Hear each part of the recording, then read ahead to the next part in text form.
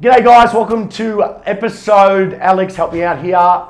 30, 30, nice round number, even number, 30, Ask Woodford. Today I'm joined by a very special guest of mine.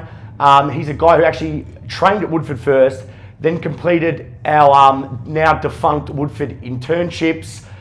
He's a good man, a very nice gentleman by the name of Ash Bedford. Ash, welcome to my show. Thank you, Christian. Now before we begin, this is an Ask Woodford episode, but I just thought today what we might do is, instead of answering questions which you can ask next week, Al, we're just going to talk just quickly about Ash's passion, because that's what I got him on the show for. So Ash, before we even start, I just want you to talk to my viewers about who you are, how you started in this industry, and like what your passion is. And the floor is yours, my friend, go. Yeah, so I work as a PT at a place called the Woodshed in Brighton East. I've been a PT for about 7 years now. I got into the industry because I loved fitness. I was involved with VFL football umpiring for approximately 7 years before some injuries saw me delisted at the end, which was one of the big reasons why I got into this space, to help overcome those injuries. Now I spend my time teaching mostly general population and some athletic population clients how to manage those injuries. I'm also a qualified yoga teacher, so I did my yoga training about 3 years ago. Mainly got into that to help with my mental health, well-being and performance. Becoming a new dad a few years ago as well, the timing all sort of worked out that way. And what we're looking at and talking about today is yoga for athletic performance. Is this your show or my show? Jesus Christ, I normally lead this, but very nice, keep going. Yep, so we're going to chat a bit about yoga for athletic performance and how it can benefit the athlete. Can you turn that down, please? Because that's ridiculous. So he's leading the question quite well. Normally I do that, but you've actually done that, so well done, very nice. I'm sure Alex would like that. So let's talk about today, what you're here for, because you do have a background, and I see Alex behind the camera. Alex is like our, your version of like younger version of tissue. Alex has got a thing in tissue quality yoga because he's got a yoga background like you, mobility. Let's talk about that for a start. Okay, now what benefit? First of all, what is yoga? Like, some people might not even know what it is. What is the benefit of doing yoga for the athlete, for the non-athlete? And then also let's talk a fair bit about mobility and how it's really important for the athlete and non-athlete alike. So we're looking at balancing the athlete. So the athletes are very good at pushing hard. Yep. Sympathetically dominant. Yep, which is everyone out there, flight or fight, which is that we want sympathetic dominance for exercise and sport, but then we need to downregulate to get parasympathetic dominance as well. Correct. Otherwise the athlete isn't going to recover well. They're not going to have that suppleness or longevity in their physique. So it's about balancing the two sides of the autonomic nervous system, getting back to more parasympathetic. So yoga, if we look at the physical practice of yoga, we look at things like breathing mechanics. That's where, it's sort of the foundation which the yoga practice is built. They talk about diaphragmatic breathing, not diaphragmatic breathing. Yeah, not chest breathing like most people when they. Correct. Yeah. And there's some specific types of. There's one in general. It's called the Ujjayi breath in yoga, and that's the main breath that you would, if you were doing a yoga class, you would breathe in that style. Do you know that? The Ujjayi breath. So it's a deep breath in through the nose, deep breath out through the nose. And it's sort of like an oceanic breath, so you can it's slightly audible to maybe the person next to you, but not labouring in your breath or over breathing, heavy breathing. So yoga is like taking control of one's mind, really, isn't it? If that is it's a part of it. Yeah, because I think that for me, and Al, you've done this with me when I'm being pretty anxious. Alex has said, come out here in a quiet area and just put your hands on your stomach and just. Alex talks really smoothly and quietly like this. No, but you do, you know what I mean? Like, that's one part of yoga, isn't it? That be able to control your breathing. And for me, I've had anxiety, I've told you this, and for everyone out there, most people do know I talk about my mental health issues that I think it's a big deal to talk about as males, because we never talk about this. Correct. So I've actually dealt with anxiety, which is a chemical imbalance within the brain. I'm on medication for it at the moment, but I think one thing that has helped me, which everyone said do, is yoga. Everyone's talked about for doing it because I've got to slow down. But what I do before bed and as I wake up in the morning, before bed, is I do like 5 minutes of deep parasympathetic breathing, which you taught me. Because when I got up, I feel very lightheaded. That helps me just relax, puts me in a calm place. And I just think completely differently. Instead of thinking my brain, as you know, Ash goes, and you guys know, it goes a million miles an hour. I already feel a lot more calmer with you here, like my talking. Like, it's real funny when I'm around someone like calm, like you, very calming, very relaxing, it's real good. But if I'm around someone like me who's very full on, I act that way. But when you two together, I'm just very relaxed right now. It's real funny. I know, you give off a soothing aura, but that's what you want, don't you? It's a vibrational frequency. Is that true? But I'm being serious about that. It Like, is. Right now, I feel very relaxed. Like, I came here before, like had a business meeting just before, a bit stressed. Like, you know me with business, a bit stressed, but saw Ash, and Ash is a very calming figure. Then you see Alex, and Alex, very calming figure. But you need to be that for yoga. You can't be a yoga teacher like me and be over the top. It wouldn't work. My sister actually is becoming a yoga teacher, and she does yoga. So all three, when I talk to her about yoga, she always says to me, you should really think about doing yoga. And I said to her, my mate, I completely forgot about you, Alex behind the camera, is a yoga teacher. So I think what it's done for me so far with just doing 5 minutes, I can imagine what it would do doing that for longer. Like, for 5 minutes, I feel massive benefit. Huge, I'm making a huge benefit. 5 minutes. How long do the classes normally go for? They can vary. Probably average is 60-minute class. Jesus, mate, you got to be careful, because I was so. Remember me afterwards? I was like lightheaded. Do you have to be a bit careful with that? You got up pretty quick. Oh, that's how I am, because I'm straight up. But surely after 60 minutes, you're so relaxed and parasympathetic dominant. Like, as I said, I've done it for 5 minutes with Alex, and each time, Ash, I've just felt so good, like just no worry, which is what it's about. Am I right in saying that? Correct. It is what it's about. It's about balancing the effort with the ease. So, like we sort of said before, with the athlete, they're very good at pushing and forcing and being in that sympathetically dominant state of mind and physicality. But you want to find that ease that goes with it. So it's the yin and the yang, and that's Bit of yin yang. You hear that? Yeah. Yin yang. Okay. Let's talk about then. So we talked about yoga and how athletes can, just anyone can really benefit from adding yoga into their daily. Would it be a daily thing? Would it be twice a week? Would it be? It can be. It can be up to the individual. So because it's not physically taxing. You're recovering. Yeah, right? Correct. So you can look. Starting out, I would say if it's new to someone, new to an athlete, they want to begin with some mindfulness or a yoga practice. Start with once a week, maybe twice. Mm-hmm. You don't have to start with an hour session. Yep. You can start with even just meditating before you actually get into yoga as well. That can be a really nice gateway. Okay. To start with some mindfulness and then lead on to yoga down the track. And that might be just 5 or 10 minutes a day. Which what I do. Which can makes a big difference. Exactly. So you only need a small amount to make a big difference. So that can be a good starting point. Okay. And then you can just let it build naturally and organically from there. You don't need any hard and very fast hippie rules. right now, aren't we? Just organically, you two. Look at you two together. Imagine you two in the same room. I'll just sit there like this. We call Alex when he goes on his tangents, which is like my tangents, but in his own way. We call it going SOS. So when he goes, Brett and I have got this thing together where we look at each other. We go, oh well, that's enough. To give context, why is it called SOS? Strength aside. So he's got this thing where he goes real deep, right? So Alex is like a real deep thinker, right? Where I'm a deep thinker, but a deep thinker of training. Alex is a deep thinker on life, right? And to do yoga and all these meditation stuff, you have to be a deep thinker. In my opinion, you probably got to be a deep thinker. You've got to think about, when we're doing this thing outside, Alex is going, I want you to listen to the wind. Just listen to the wind. Now look at that cloud. I'm like, what the fuck am I looking at? Like, I'm just looking at a cloud. That's how I look at things. But for you guys, it's fascinating to watch how you guys have been trained and how much this is your passion and stuff like that. It's like me with strength, power, speed, neurological efficiency, athlete development. That's my passion. To hear people talk about their passion in terms of mobility, tissue quality, yoga. For you guys, fantastic to watch. I love anyone with a passion. Regardless, even though I pay you out, that's just me being respectful because I'm like, well, that's his way of expressing himself. So who am I to judge you? But I actually do watch your videos. I'll be honest with you watch them and I do not understand what the hell he's talking about. So I sit there like this, and I told you I'm a pretty educated guy on like certain topics. I'm sitting there like this. Can you put just in the middle here? Can you put a little one of your SOS videos, but don't put any words to it, but just put your video here for about 10 seconds, just because you've got to see it. It's all he does like a black and white. They're real creepy. Oh, that's my personal one.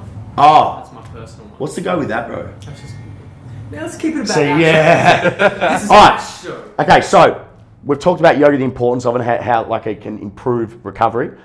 Let's talk about another side of the fact, which I'm buying into massively, because personally, I never used to believe in it. I'm going to put my hand up, but mobility is so important, not just for the athlete, but for the everyday person. Let's talk about mobility. What is the differences between mobility and flexibility, and how we can train, and what is the benefit of improving mobility for everyone? So I guess when it comes to yoga and we're looking at improving mobility and flexibility, we're looking at the yin tissue or something called the fascia. Yep. Right. Now the fascia is the thing over the Connective tissue, tissue. over the muscle. Yeah. Right. So you've got all your muscles, and that's what you're great at working with, getting the muscles strong. The athlete needs those muscles to be strong, and that's that sympathetic nervous system dominance. So what yoga really looks at, as well as the muscles, is the fascia, or the connective tissue. There's a couple of different names for it, the yin tissue, and they all mean the same thing. Basically, we have this fascial suit. So we've got all our muscles in the human body from the head to the toe, and then we've got a suit of fascia or connective tissue that surrounds all of those muscles and intertwines with those muscles as well. Yeah. So it's kind of like a suit. A nice way to think of it, like I sort of visualize like someone wearing a fat suit, but maybe not like too fat, but but the type of fat suit, it's a suit that covers the entire body, and that's all your connective tissue and fascia. And if that is stiff, unhealthy, dehydrated, then you're not going to move well and you're not going to be supple. So how do we improve? We're talking about this fascia, right? How do we improve fascia quality, tissue quality? Yeah. So we mentioned the balance of effort and ease when we're doing movements within the body or exercises. So whether we're doing a squat or a deadlift or a yoga pose or a yoga stretch, which we refer to as yin yoga, more gentle stretching, we want to keep in mind that fascia and the connective tissue and add that element of ease and softening, so we're not just tightening everything up.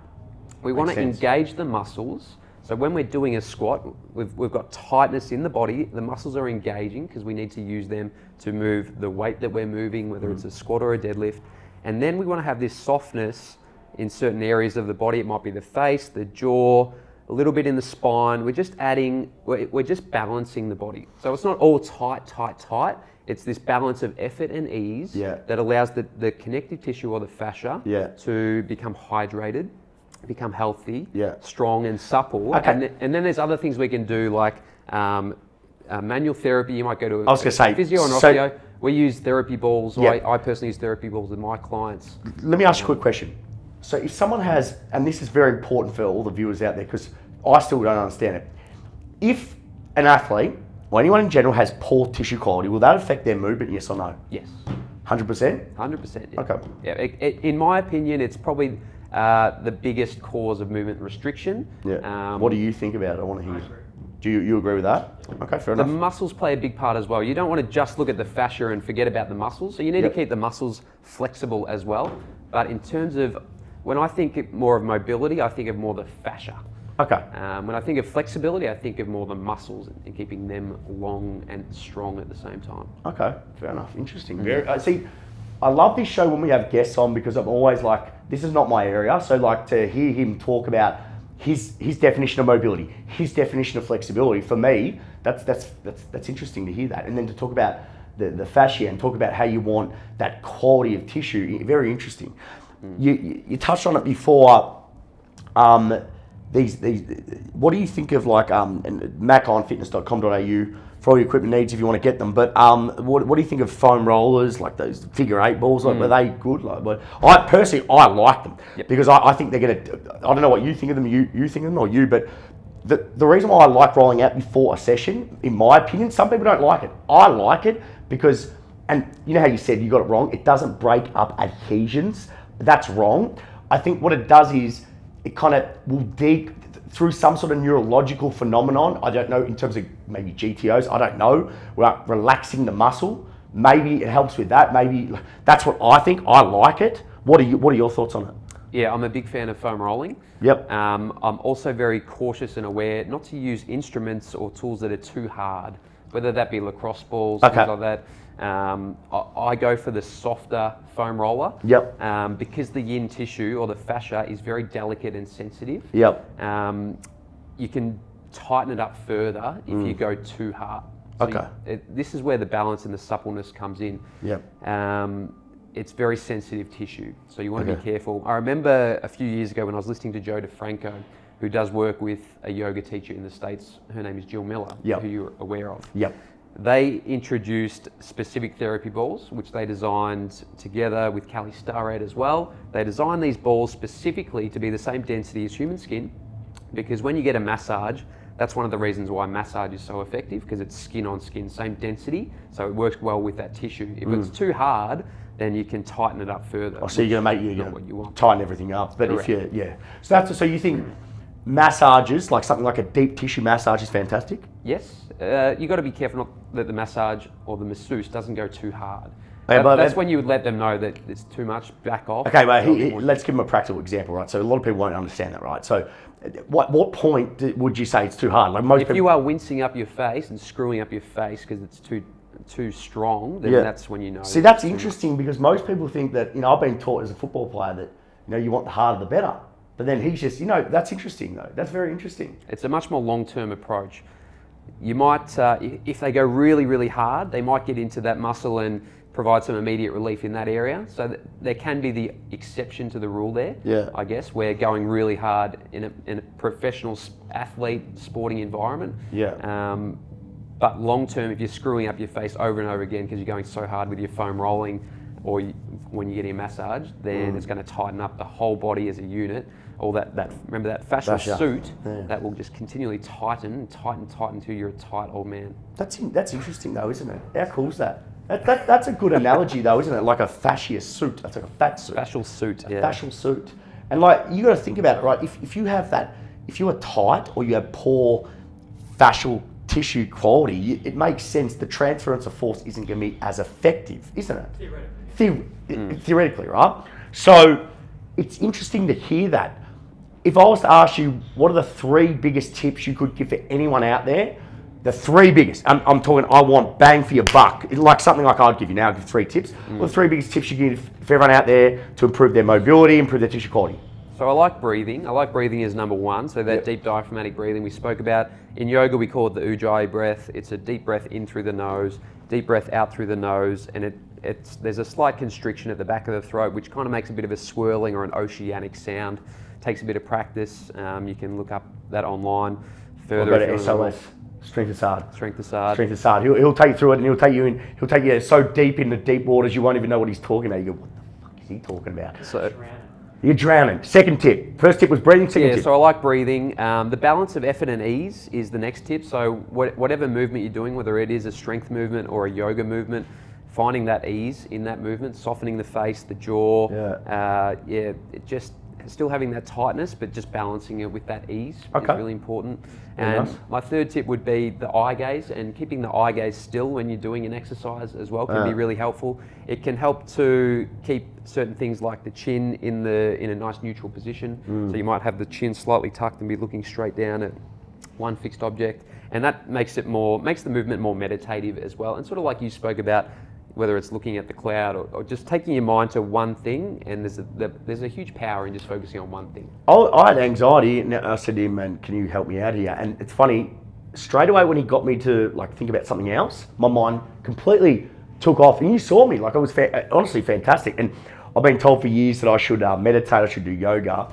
So it's funny that you messaged me again and you've come back here, because for me personally, I think it's got benefit for everyone really. I mean, we live in a lifestyle that's go, isn't it really? I mean, I'll talk about the stress on our healthcare system in terms of how much we have with anxiety and just general anxiety disorder and stuff like this, which can all be prevented. And obviously, sometimes it is, in my case, a chemical imbalance, which I can't help. It is what it is. But at the same time, I can be doing stuff that help me a lot more with my breathing, with this yoga and stuff like this, with mindfulness, which I think which everyone can take a lot away from it.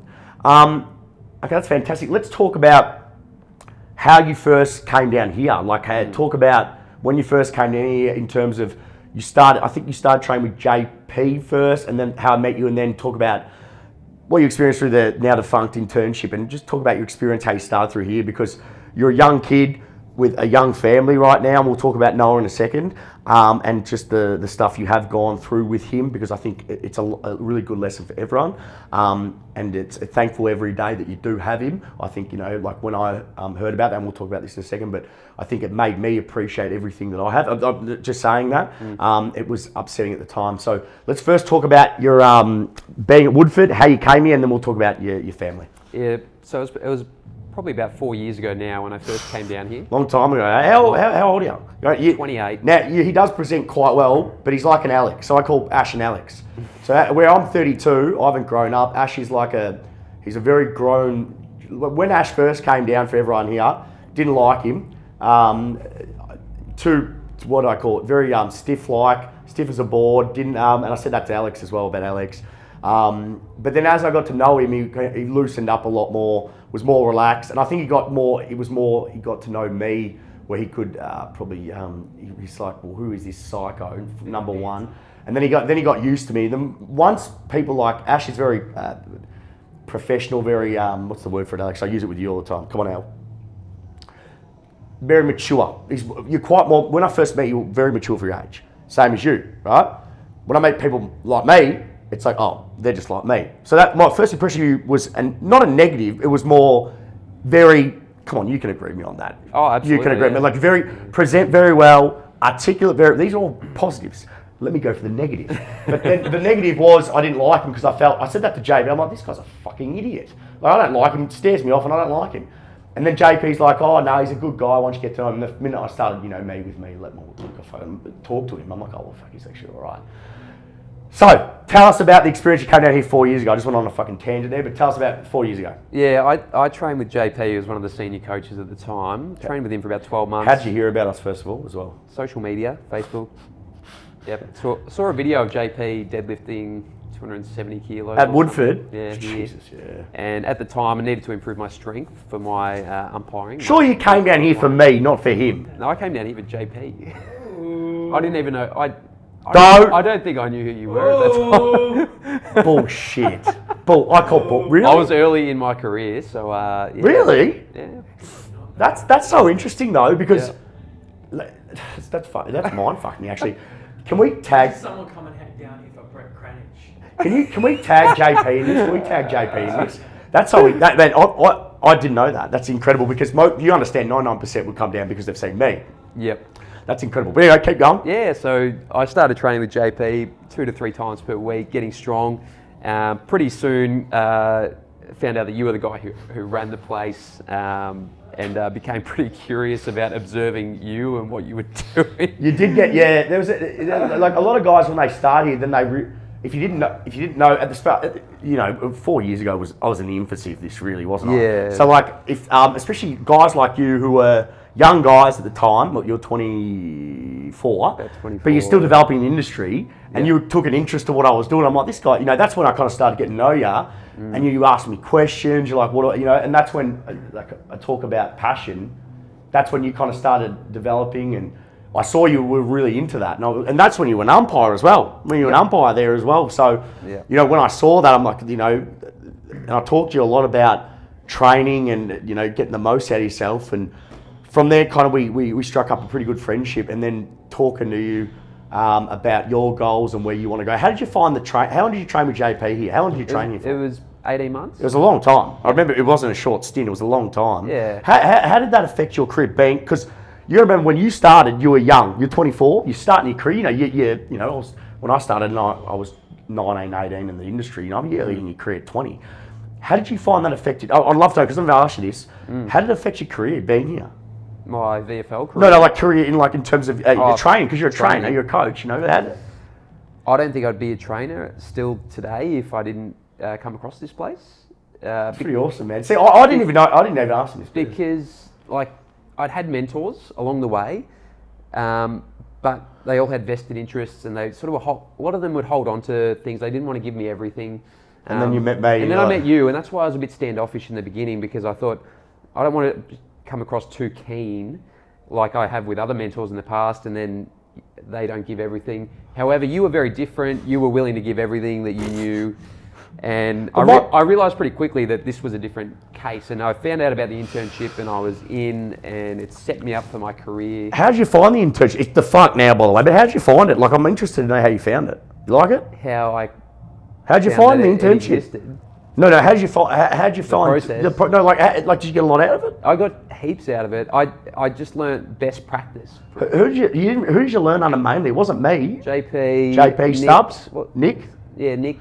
And, you in the very first one, you know that? The first one. Second one. This is a long time ago. And it's funny, you see how people think that when you finish here, you don't think I've got a connection with these guys? You don't think that? Like, the thing that hurts me the most, I've told you before, and I've told you before, Ash, well, a lot of these guys, they leave, and some of these guys badmouth me, and it does hurt me to, not everyone, like a small minority, right?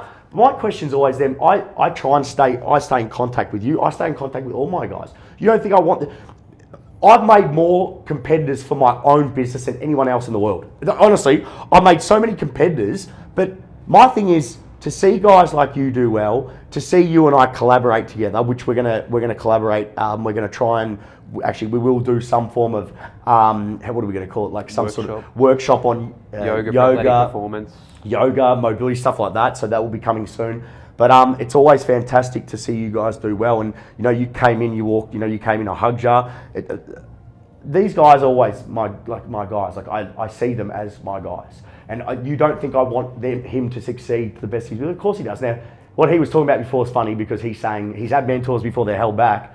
For me, it's like, I want to look back at my life when I'm 50, I've got a son, and to know that my son could just really, I could say, Ash, can my son see a different area of training for your area? And Ash go, yeah, would bring him down, blah, blah. And for Noah to say, he might say, Noah might want to see what I do, not what you do. Noah's his son. We're going to talk about his son in a second. But you know what I mean? Like, that's what I love doing. I love that stuff about it. But I think the fantastic thing about you, for me, was you're a different character to what I'm used to. You're very level-headed, and you've got a young family. And obviously, your wife has trained you. Let's talk about your wife, which your wife is lovely. And your kid who means the world to you, young little Noah. Let's talk about those two and their influences on your life. Because I know you just started smiling there, because I know how much they mean to you, and I've actually learned a lot from you. I'll be honest with you, and I've told you this about me and the female population, how I am. I learn a lot from Ash, where I think he's a great role model for young kids, but not only that, he's a good role model for me and how to build a family. So let's talk about your wife and your kid. My wife Ali trained here for probably about 9 months. Where's she from? She's got a great accent. She's from England. Very sexy accent, I'll be honest with you. She's a good-looking woman. I admit that, and I said that to you. Remember, you know how honest I am. I just told you that off the bat, and she's got this accent that is just, personally, I love it. It's a nice accent. Surely, come on, be honest, you like her nice accent. Yeah. I miss her. Like, I haven't seen her for ages. It'd be good. That's why I said bring your son down, but yeah, she'll be watching this. Fantastic accent. How long have you been with her for? We've been together 5 years, married for 3. Okay. And you had a beautiful kid, Noah. How old's Noah? He's 2.5. Okay. Now, I don't want to bring a damper on this, but the reason why I want to talk about this, and if you're not comfortable, you can tell, we'll just cut it out. The reason why I want to talk about this is because someone could have this issue as well. So what happened was, just for everyone out there, Kate, who is my ex-fiance, who knows Ash and knows Ali, and they came to our engagement. I still talk to Ash, and I still talk to Kate. We're quite close still. You never know what can happen. I need to work out my shit first. I'm sorry, Kate, for how I am. But she messaged me, just let you know, you don't know this, but she messaged me and she was crying. Because Kate is a nurse. You know that, right? So Kate's called me up saying, what's going on with Ash? What the fuck do you mean what's going on with Ash? And she read the status to me. And then I started freaking out. So I messaged her straight away. And then you said to me, and I remember this, don't ask me, I told you I remember certain things.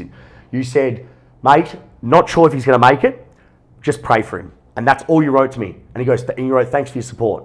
That's all you said. And I remember that because I remember certain key moments in people, like, I don't know why I remember that, but I remember that message. Because I remember that time saying to myself, how lucky are we to be alive right now? Because you never know where the world can take you. So I want to talk about that moment and what you learned from it as a father. Because I remember you told me you grew from it. I'd love for you to talk about that moment. Yeah, so pretty tough time. Noah was 6 months old, and we were having dinner one night in our apartment in Cheltenham, and we'd been to the maternal health nurse about the week before, and she'd said, to start giving him some finger food, some carrot sticks, things like that. He's eating dinner, and he's got some carrot sticks that have been semi-cooked on the side, and they still had that little bit of hardness about them, but they've been cooked as well. So, going by what the maternal health nurse said, we're just trying to do the right thing. He's eating his dinner, he bites into one of the carrot sticks. It's obviously a little bit too hard. He bites the tiniest little bit off, and it is, when it came, so he chokes on this bit of carrot. After we saw the carrot later, after it came back up, it is the tiniest bit of carrot. How big are we talking? It's like millimeters, like the tiniest. You wouldn't think anyone would be able to choke on it, but obviously at 6 months their throat is so small. So he chokes, it's a full obstruction. He stops breathing. Ali and I are both there. Okay, let's talk about that moment, because I'm always intrigued by this. During that moment, what were your thoughts? What did you do? Did you give him CPR? Not CPR, did you do that? I did CPR. So you end up saving his life, really, because if you didn't do CPR then, he could have been in a fair bit of trouble. Yeah, so it's just panic, and it's just adrenaline. Jesus. At that point, and you get him out of the high chair, and there's back blows involved. You're just trying to get it out. Can I ask you a question? How did you know he's choking? He's like, couldn't. He just stopped breathing. He was not breathing at all. It was just a horrible sound, and so we immediately got him out. We immediately knew something was very wrong. So you took him took him out. Back blows. So at 6 months old, what you're supposed to do is lay them on your thigh and then face down, and then slap them on the back until it comes out. So we did that, and with no luck. So he started to turn blue very quickly. Turned blue, yeah, because no oxygen. Yeah. They turned blue, and that's a very scary colour. We continued to try with the back blows, nothing. When did you call the ambulance? My wife had called 000. They were on speakerphone, and then they're pretty good though. And then he passed out unconscious. So that was the most scary moment. Was there any moment? And I hate to ask this, but at any moment you thought, he could... It was that point. And like your feeling, like how, like the feelings you must have had, I don't wish it upon anyone, but that feeling must have been, but similarly, also the feeling after you knew he'd be okay must have been the best feeling in your life.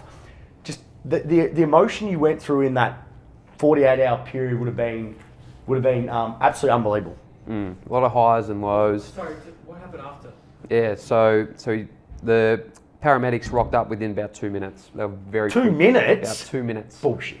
It 2 minutes? Seemed like a lot longer. 2 minutes, Ash. They were very quick. 2 minutes?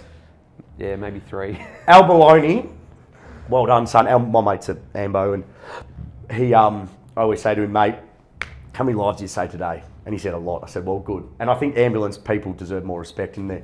These days, I hate to go off topic here, but I think that people who assault ambos need to go to jail for about 30 years. My opinion, just throwing it out there. I'm just saying this. But anyway, go on.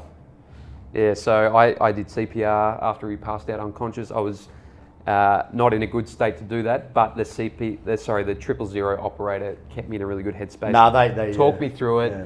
I did CPR with my 2 little fingers and mouth to mouth, and then he started breathing, but it was very restricted breathing. So he was back conscious, and then the ambos took over, took him to hospital. How long was it touch and go for? Well, we got to hospital. I remember Ali went in the ambulance, and they said, you can't come in the ambulance, you've got to drive. So I drove to Monash Clayton, about 20-minute drive, and I bawled my eyes out the whole drive there. And I got there, and I was just an absolute mess when I got there, and all the paramedics and all the doctors are like, mate, it's okay. And I just had to let all this stuff out of my system. And then it was a wait while he went in for surgery, and they stuck something down his throat to get it out, to check if it was still there. It turns out it wasn't. They'd already got it out at the apartment, and he was just having difficulty breathing, and he ended up getting a very mild form of pneumonia, antibiotics. Jeez, that can kill you though, man. Yeah, that can kill you. Yep, so that's where it was touch and go. He was in ICU for 2 days in an induced coma. That was just... But the good news is, everyone, he survived. Just let everyone know he did survive. Yeah, absolutely. And he's a good kid now, 2.5 years old. He's a happy, healthy kid. No problems now. What did you recovered very quickly? what was the biggest lesson you took from that being a father? Seriously. It just put everything in perspective for me. At the time, I was having a break from work actually, so I'd been working hard leading up to his birth, trying to get things sorted as you do when you're having your first child, and I stressed myself out a bit, and I ended up having to take a bit of time off work. So it was a transition period where I was figuring out. We called you the stay-at-home dad. Yep, I was a stay-at-home dad for a while. Dad. I gave you shit a lot, you know that. Yep. I was saying Ash Bedford, I wish I had his job. Yep. The old stay-at-home dad, I remember that. I remember you putting it out there, I thought that was, I knew why you did that, man, and I could understand. I was just still giving you shit. Okay, Ash, man, but you know what, man, good on you, because your kid's only young once and you want to spend time with him. I'm guessing that's why you did it. Yeah, well, it was just, work was getting on top of me. I knew I was missing out on things. I wasn't in a good mental place, and this is a few years ago, so why I got into the yoga. Yep. Okay. Because I was just having a tough time. But now that's all past you. You've come back to me and you've said Wood. No, well, he has. They always come back to the Wood. They say Wood. He said Wood. I want to come back. I want to do this. What was your reason for wanting to do this? Do this with me. Why did you come back? Obviously, we have a connection in terms of, we're 4 or 5 years you've been there from the start. What was your main catalyst? What was the vision? What have you got for this? It's my passion, and I've got a very successful PT business now at the Woodshed, and I love what I do. I'm very lucky to have that and to have built that back up again. Well, man, you've done. You know what? You let it go, and I said at the time, when you did let it go, I understood why, but it is hard to build back up again. Yep. You understand that, right? But you've done it again. You're at that point again now, which I think is fantastic to see. But why did you get in contact with me? There must have been a reason why. Obviously, we chat, that's fine. But what was the main reason to get in contact with me? Yeah, so after doing the yoga for the past 3 years, I just see the potential in the general population clientele that I train. And I see far greater potential for the athletic population as well, which is obviously who you've got training here. Yep. And also you came to me because of my name. That's why I come down. Yeah. So I want to collaborate. It's something I'm hugely passionate about, and something I really just find joyful doing. You are a stiff though, like Alex. You two are both stiffs. They're both stiffs. Jesus Christ. But actually saying that though, Ash. Ash does, when you get to know Ash, you do loosen up a fair bit. That's what I try and, my role with Alex especially is to get Alex to loosen up and I do. That's why I loosen him up a lot. But with Ash, it's more, I have a laugh with him. One thing about you which I like now, which as you're getting older, I've seen it in you. Like even last Saturday, you do have a lot, not that you weren't happy, but I can see you are loosened. You're just getting, I think for me, you're getting to that point now where you've got a kid, he's happy, you're happy with life, you know what I mean? Like exactly what you said, you're in a bad headspace. No, that's why you did it. Like me when I was 25, I started this business in a terrible headspace because I was angry at the world. Now, like I told Alex this, I'm 32 years old now. I know where I'm going, I know what I'm doing, and nothing really phases me. I love doing this, it's my passion. I love seeing guys like you and Alex who have a passion in a different area. I think it's fantastic. So I want to thank Ash for coming on today, guys. What we're going to try and do over the next probably few months, Ash and I are going to run some workshops, and I'm going to get Alex involved because that's his bread and butter. Unless you don't want to be involved, I'm guessing you're happy to be involved. I actually want to run some yoga workshops here, like Ash and I have talked about. So you're going to see Ash pop up a lot more here. I think he's a fantastic person. You all know my thought process on people who work at Woodford has to have the same mindset as me, and the most important thing is be a good person. Like you said before, we want to educate people. I think that's the biggest thing. If there's one takeaway that anyone could take away from this episode, anything at all that you want to educate people on in terms of your area? 5 minutes of breathing a day. Just sit for 5 minutes. Yep. Be aware of your breath. Tune out from everything else around you. I'll do this on one condition only. You got to bring your son in next time. You got to bring your son in. Do you bring your son in? The kids love me, man. But the thing which I like, as Mum says, you can give the kids back. But I want to see your kid. I think that's one thing. Like Leash brings her kid in. What's his name? I forgot his name. She's going to kill me now. Yeah, but the kid, I love him. Ryder comes in, right? So 4 years old, so cute. Comes in, loves me, hugs me. A Woody from Toy Story. So you know what? I'm starting to, like where back when I was 25, 26, I couldn't stand kids. These days, I really like kids, and to see Surely for you being a parent, it's just the most greatest thing in the world. Like, for me personally, if I'm a dad, sure it's cool watching your son grow up, bro. It's the best thing ever. Yeah. Like just sitting and observing them, watching them play. But you don't like, for me, I told you this before, some of my mates are over the top with their kids, like, just over parenting them. I don't think you'd be one of those dads where you want your son to, am I wrong? I don't know. Are you one of those dads? I'm easygoing. Yeah, I like to let him adventure, explore. But what do you, like some of the guys I know, they won't let their kid do anything. And like their kid is like over-parented and the kid doesn't know what to do, where I seen you as be like a guy let Noah run around. As long as he's fine, he's safe, you're fine. You know what I mean? You got to keep them safe. You got to keep an eye on them. I agree with that, yes. There's boundaries, but you can. There's a lot of scope within that to let them do their own thing, be independent. Is he talkative or what? He's pretty talkative, yeah. Awesome. We've turned this Ask Woodford into you see I'm excited about parenting. It's our family Ask Woodford, a family Ask Woodford. Guys, episode 30 Ask Woodford. I want to thank my special guest, Ash Bedford. Guys, if you want to check him out, we'll tag him, we'll link him to his work pages. He's a legend, he's a good person, and he's good at what he does. As I said, we're going to collaborate together, look for the collaborations, look for the workshops. And guys, as always, I want to thank you guys for following me. Thanks as always to my sponsors, LP Support, macironfitness.com.au. Thanks as always to my producer, Alex Sandelis, and thanks to you guys, and I'll see you guys next week for episode 31 of Ask Woodford.